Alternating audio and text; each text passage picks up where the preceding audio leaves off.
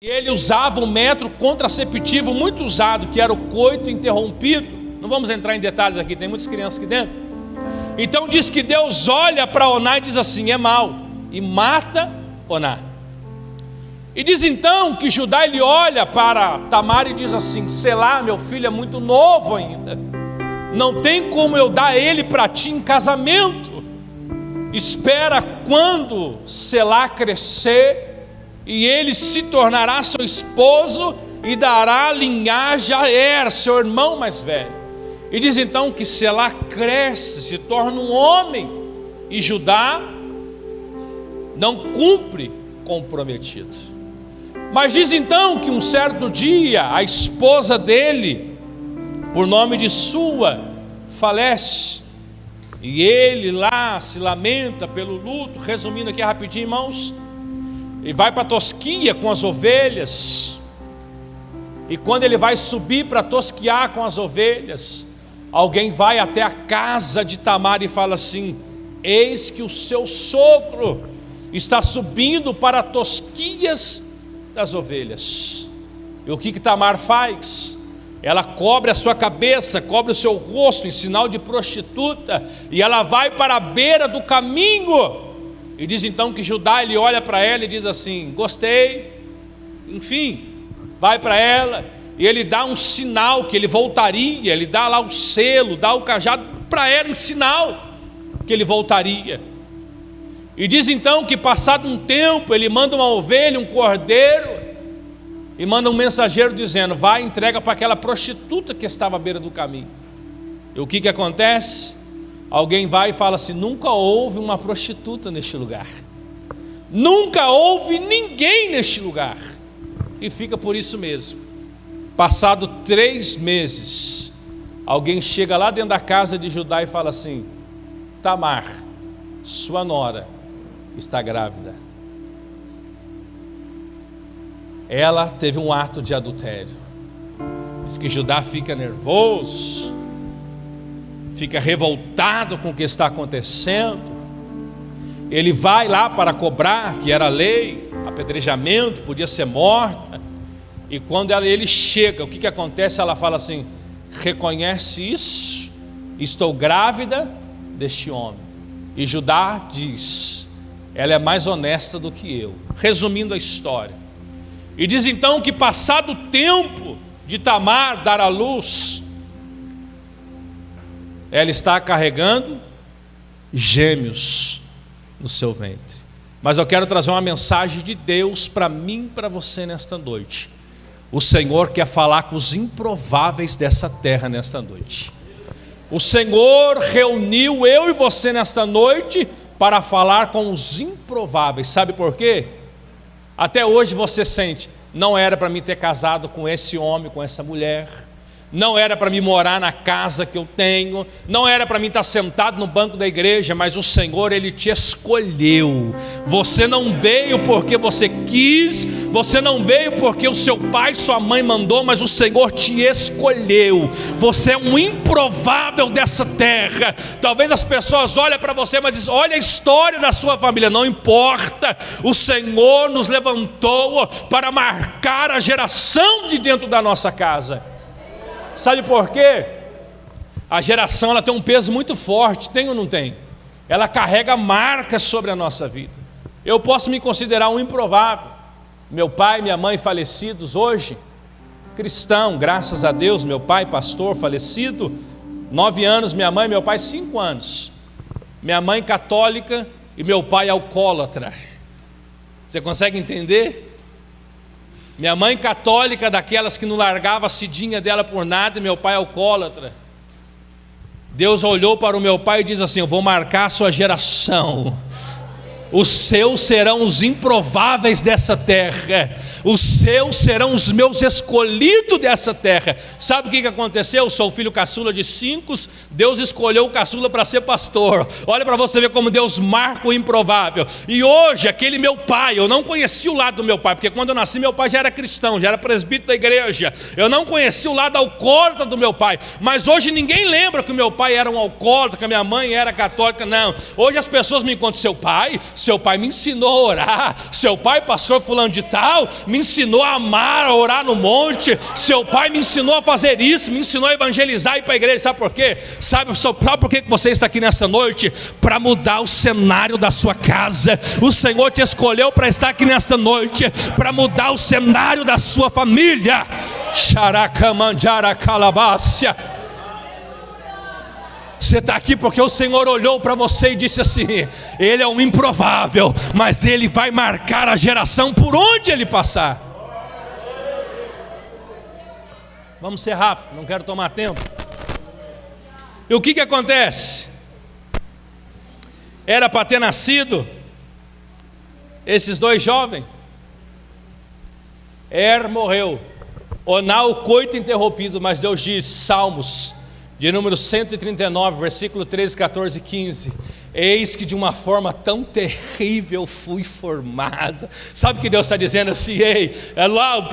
O salmista dizendo que antes de eu ser gerado no ventre, Deus já me escolheu. Ele escreveu uma história, ele escreveu um nome. Muitos diziam assim lá, vamos voltar lá em Gênesis 38, dizendo assim: Pérez não vai nascer. Mas Deus dizia assim: pode ter o coito interrompido, eu marquei uma história para ele vai ser gerado, queira e não queira, vai ser gerado. Sabe por que você está aqui nesta noite? Talvez quantos abortos sua mãe teve que não era para você ter vindo, e Deus diz: eu marquei. Talvez quantas histórias não era para você estar aqui. Talvez quantos remédios você ouve alguém dizer: minha mãe tomou remédio para me tirar, mas Deus diz: mas eu marquei para estar aqui. Alabaxara calabaia. Você não é um Zé Ninguém, você não é um zero à esquerda, mas Deus olhou dentro do ventre e diz assim: eu chamei para estar aqui. Você é um improvável dessa terra, mas é provável dos céus. Você não era para estar aqui, mas Deus disse: eu marquei para estar aqui. Vamos aqui rapidinho. E diz então que quando ela está para dar à luz gêmeos, quem coloca a mão primeiro para fora? Zerá. Enrola um fio roxo nele,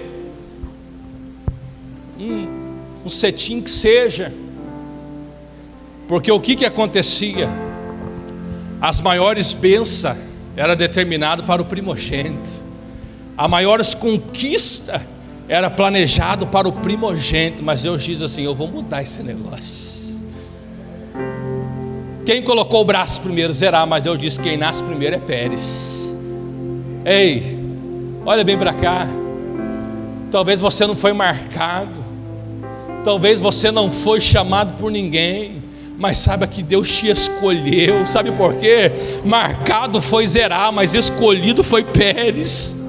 Marcado foi Zerá, que recebeu uma fita no braço, mas escolhido foi Pérez. Quem sabe você olha para dentro da sua casa, às vezes você ouve de pai, de mãe dizendo assim: não, quem merecia estar no seu lugar é a sua irmã, seu irmão. Mas fala assim: ei, mas eu não tenho culpa se Deus me escolheu. Oh glória. Você pode dizer para a pessoa: ele foi marcado para estar no meu lugar, mas escolhido foi eu, porque Deus me escolheu do céu para viver o que eu estou vivendo neste momento. Eu vou terminar, irmãos, porque a bênção, ela era dada para o primogênito. As maiores conquistas da família era o primogênito que carregava. E Pérez significa aquele que veio para romper tudo isso. Pérez é aquele que significa, não, ele foi marcado, mas Pérez veio para mudar o cenário. Talvez você tenha um nome terreno, mas o seu nome, vamos trazer para nós hoje. Deus te escolheu como Pérez lá do meio da sua família. Deus te escolheu como Pérez lá dentro da tua casa, para dizer: é Ele que vai romper a vergonha da nossa casa, é Ele que vai romper a maldição que ronda sobre a nossa família, porque nós fomos escolhidos por Deus. E no mais, porque aquele que rompe, aquele que traz ruptura. E como que nós podemos ser chamados de primogênito se não era? Ei mineiro, diz aí, como é que vai ser chamado de primogênito se você não colocou o braço primeiro? Mas Deus fala assim: eu chamo. Como é que vai ser chamado de primogênito aquele que não veio por primeiro, porque veio primeiro um braço? Finalizando, Porque esse ventre de Tamar é o ventre que gerou a tribo de Judá, que gera nesta situação uma confusão muito grande, trazendo o contexto à parte. E é sobre isso que nós estamos falando nesta noite. Mas tenha uma certeza: você talvez não foi marcado, mas você foi escolhido por Deus. Talvez você não foi marcado por ninguém, mas você foi escolhido por Deus para estar sentado neste lugar. Talvez você assentou no banco hoje dizendo: eu não merecia, mas o Senhor fala: merecia, porque eu te escolhi para estar neste lugar. Talvez você veio do caminho da sua casa para a igreja dizendo assim: eu, Senhor, o Senhor fala: você, porque eu te escolhi, eu te formei, eu te escolhi para estar marcado nesse lugar.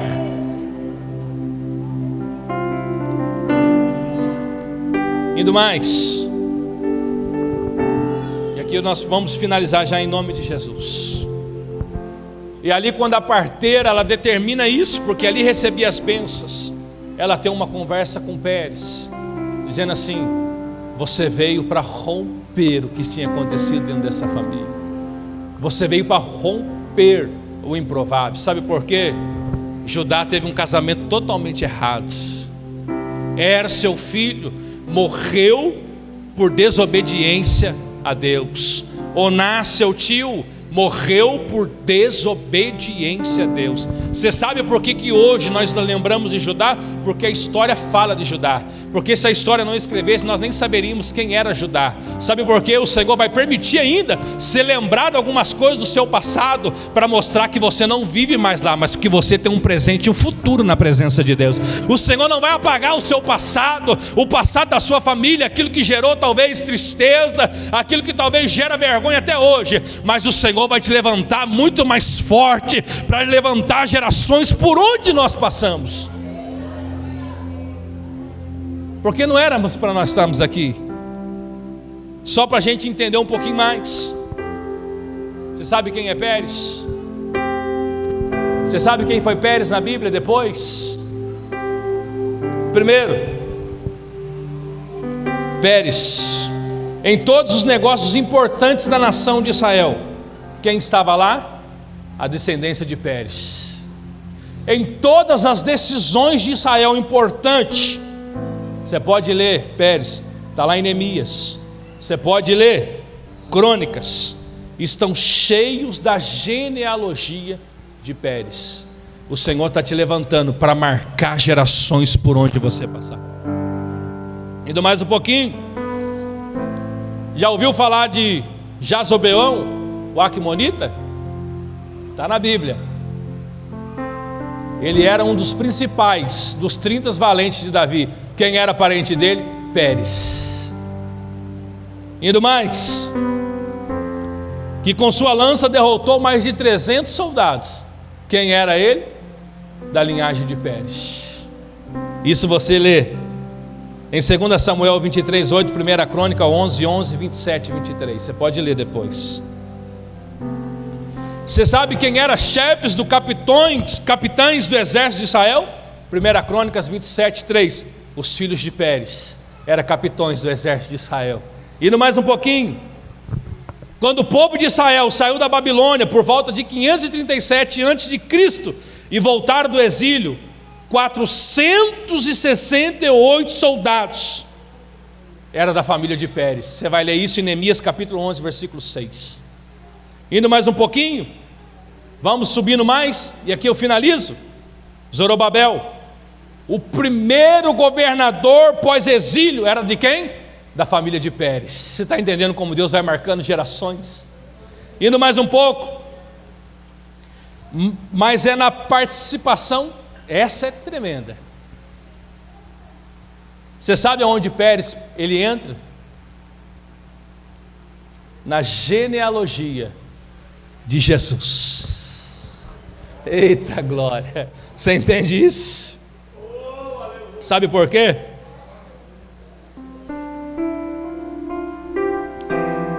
Porque ele sobrepuja de uma forma singular tantos outros. E mais, porque ele teve um nascimento de uma forma inusitada e passa a pertencer às listas dos vencedores da família de Davi e de Jesus, o Salvador da humanidade. Ruth capítulo 4, versículo 18 e 22, Mateus capítulo 1, versículo 3, Lucas 3, 23. Finaliza aqui, não preparei um sermão, mas saiba, você era um improvável, mas Deus te escolheu. E saiba, você não foi chamado por ninguém, mas foi escolhido por Deus. E o Senhor te trouxe aqui nesta noite para te trazer lembranças, que por intermédio de você, a sua família será marcada pela presença de Deus. Que tudo aquilo que deu errado lá atrás, quem sabe a mãe teve um filho, não era casada, e isso carrega sobre a família dizendo assim, mas ela foi mãe solteira. Não importa, hoje Deus está marcando a sua geração para dizer, foi mãe solteira, mas tinha um projeto de Deus marcado naquele lugar. Então o Senhor está marcando a minha vida e a tua vida nesta noite, que hoje você possa dizer assim, eu era um improvável, mas eu já era escolhido desde o ventre. Eu não era para ser ninguém, mas o Senhor me escolheu na onde ninguém queria olhar para mim.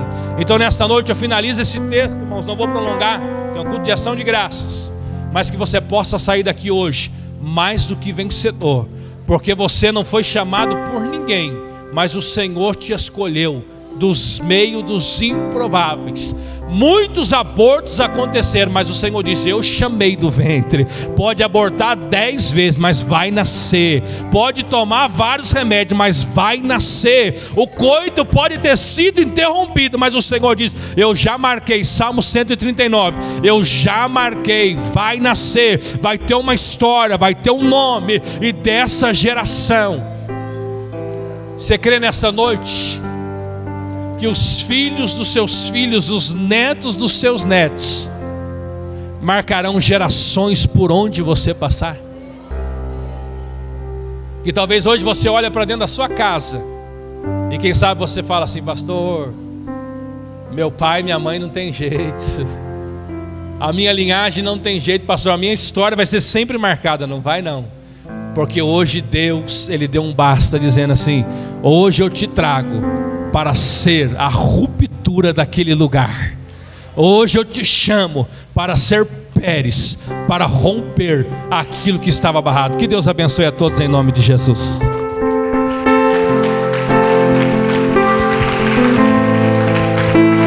Glória a Deus. Amém, irmãos. Fique com essa palavra no seu coração. Tenho certeza que Deus falou com os irmãos de maneira poderosa. Que Deus venha abençoar a vida do nosso pastor Edilson. É um querido nosso, né? Nada vai apagar o que ele fez nessa